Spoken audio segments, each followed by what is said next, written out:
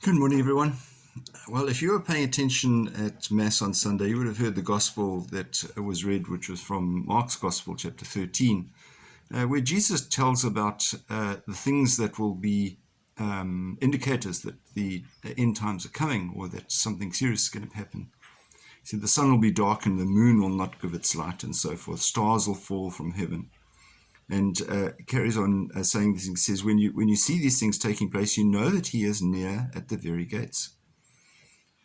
But the interesting thing is that when we look at these readings, we need to appreciate that Jesus isn't always necessarily talking about the end times. What he is talking about is the end of his time.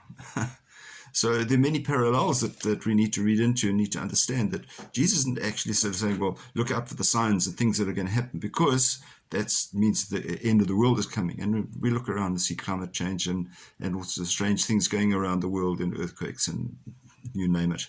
And we say, well, the end is coming. But he then concluded the gospel by saying, no one knows the day nor the hour. And that's quite important.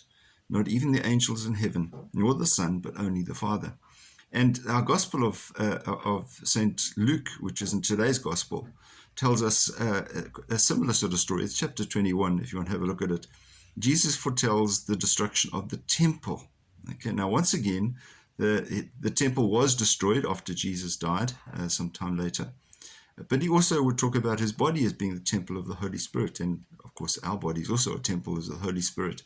But he's saying that that kind of destruction will take place. But then he says quite interestingly, don't be deceived by false prophets. Because many people will run around the place sort of saying, we know when the end's coming. We're going to tell you how you need to prepare yourselves. It's almost like those people who ran themselves into bad debt when we had the turn of the millennium, and people were running up all sorts of credit card debts and staying in fancy hotels. And then midnight came and suddenly we were at the year 2000 and nothing happened. Yeah, so just be careful that sometimes we listen to people who are giving us the wrong kind of message. Because Jesus then says, the end is not so soon. The reality, as we all know, is the end for each of us will be different, perhaps. And that the conclusion of this world as we know it may be something that we'll have to do on our own. But it very possibly will be with a whole lot of other people as well. Whatever the case, we always need to be prepared.